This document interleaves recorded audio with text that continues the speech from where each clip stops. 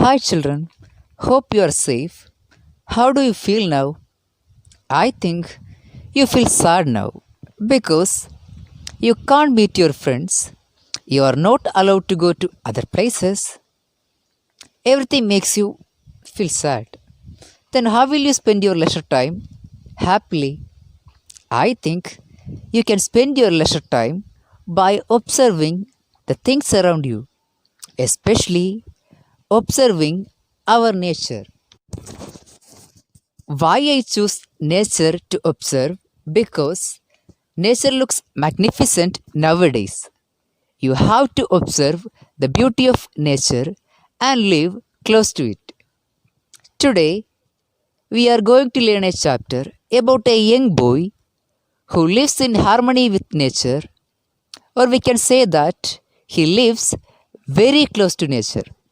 Our chapter is entitled as The Adventures in a Banyan Tree, written by the famous writer Ruskin Bond. First of all, we can get acquainted with the major characters in this story. The central character is a young boy. Other characters are his grandfather, grandmother, squirrel, rat, a mongoose, a cobra. Now we can go through the text. I will read the passage and you have to listen to me carefully.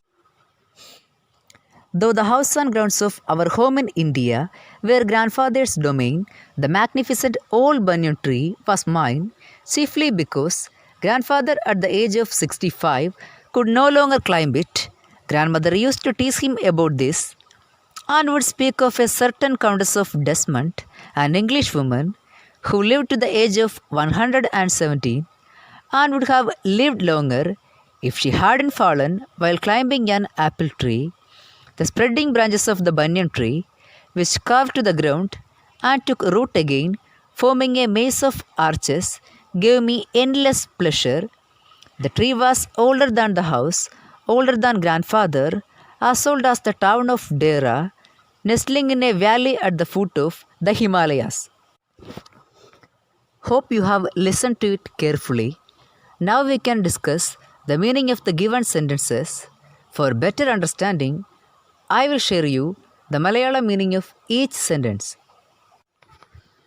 Though the house and grounds of our home in India were grandfather's domain, the magnificent old banyan tree was mine.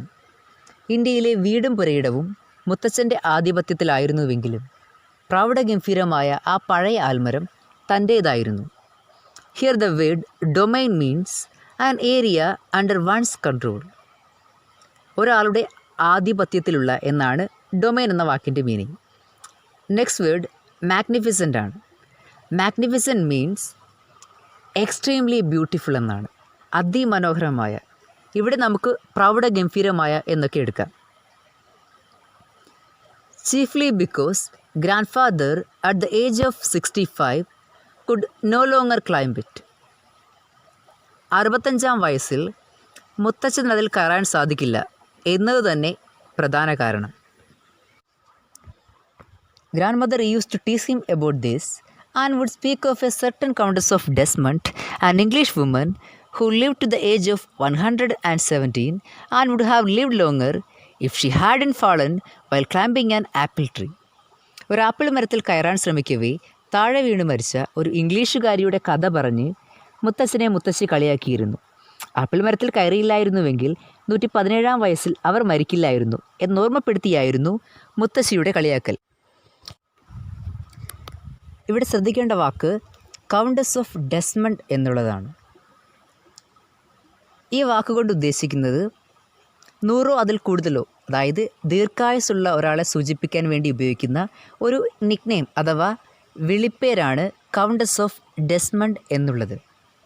ഇവിടെ പറഞ്ഞ English വുമണും 100-ൽ കൂടുതൽ, അതായത് ദീർഘായുസ്സുള്ളത് കൊണ്ട് തന്നെ അവരെ countess of Desmond എന്ന് വിളിച്ചിരിക്കുന്നു എന്ന് മാത്രം. The spreading branches of the banyan tree, which carved to the ground and took root again, forming a maze of arches, gave me endless pleasure. പടർന്നു പിടിച്ച ശിഖരങ്ങളും ഭൂമിയിലേക്ക് തന്നെ വീണ്ടും വളഞ്ഞ് ആഴ്ന്നിറങ്ങി വേര് പിടിച്ചൊരു ആർച്ച് പോലെ കമാനാകൃതിയിൽ കാണപ്പെട്ട ആൽമരം എനിക്ക് അനന്തമായ ആഹ്ലാദം നൽകി. Here the word maze means A confusing network, ഒരു സങ്കീർണമായ ശൃംഖല എന്നൊക്കെയാണ് മീനിങ്. ഇവിടെ വേരുകളും ശിഖരങ്ങളും എല്ലാം കൂടി ചേർന്ന് ഒരു ശൃംഖല പോലെ, ഒരു നെറ്റ്വർക്ക് പോലെ, ആർച്ച് പോലെ കാണപ്പെട്ടു. The tree was older than the house, older than grandfather, as old as the town of Dera, nestling in a valley at the foot of the Himalayas. ഞങ്ങളുടെ വീടിനേക്കാളും മുത്തച്ഛനേക്കാളും പ്രായം ചെന്നതായിരുന്നു ആ ആൽമരം. ഹിമാലയൻ താഴ്വരയോട് പറ്റിച്ചേർന്ന് കിടക്കുന്ന ഡേറ പട്ടണത്തോളം പഴക്കമുണ്ട് ആ ആൽമരത്തിന്. Here the word nestling means very close to the valley of Himalayas. Himalayan താഴ്വരയോട് പറ്റിച്ചേർന്ന് കിടക്കുന്ന, അടുത്ത് കിടക്കുന്ന എന്നൊക്കെയാണ് നെസ്റ്റ്ലിംഗ് എന്ന വാക്കിന് ഇവിടെ അർത്ഥം. Now you can go through the next paragraph. My first friend and familiar was a small grey squirrel, arching his back and sniffing into the air. He seemed at first to resent my invasion of his privacy. But when he found that I did not arm myself with a catapult or air gun, he became friendlier. And when I started leaving him pieces of cake and biscuit, he grew bolder and finally became familiar enough to take food from my hands. My first friend and familiar was a small grey squirrel. ചാരനിറത്തിലുള്ള ഒരു അണ്ണാനായിരുന്നു എൻ്റെ ആദ്യ സുഹൃത്തും പരിചയക്കാരനും. Arching his back and sniffing into the air, he seemed at first to resent my invasion of his privacy. അന്തരീക്ഷവായുവിലൊന്ന് മണത്ത് തൻ്റെ മുതുവൊന്നു ആർച്ച് പോലെ വളച്ച് പിടിച്ച് കാണപ്പെട്ട അവന് അവൻ്റെ സ്വകാര്യതയിലേക്കുള്ള എൻ്റെ കടന്നുകയറ്റം അത്ര ഇഷ്ടപ്പെട്ടില്ല. Here the word resent means to show dislike, നീരസം തോന്നുക അല്ലെങ്കിൽ ഇഷ്ടക്കേട് തോന്നുക എന്നൊക്കെയാണ് റിസെൻറ്റ് എന്ന വാക്കിൻ്റെ മീനിങ്. ഇനി ഇൻവേഷൻ എന്ന വാക്കുകൊണ്ട് അർത്ഥമാക്കുന്നത് കടന്നുകയറ്റം എന്നൊക്കെയാണ്. But when he found that I did not arm myself with a catapult or air gun, he became friendlier. എൻ്റെ കൈവശം എയർ ഗണ്ണോ കവണയോ ഇല്ലെന്നറിഞ്ഞപ്പോൾ അവൻ എന്നോട് കൂടുതൽ സൗഹൃദം പ്രകടിപ്പിച്ചു. And when I started leaving him pieces of cake and biscuit, he grew bolder and finally became familiar enough to take food from my hands. ഞാൻ അവന് കേക്കിൻ്റെയും ബിസ്ക്കറ്റിൻ്റെയും കഷ്ണങ്ങൾ കൊടുത്തപ്പോൾ അവൻ എന്നോട് അടുക്കാനുള്ള ധൈര്യം കൂടുകയും അവസാനം തൻ്റെ കയ്യിൽ നിന്ന് വരെ ഭക്ഷണം എടുക്കാനുള്ള തരത്തിൽ സൗഹൃദത്തിലാവുകയും ചെയ്തു. The word bolder or bold means confident and courageous, ധൈര്യമുള്ള എന്നാണ് അർത്ഥം.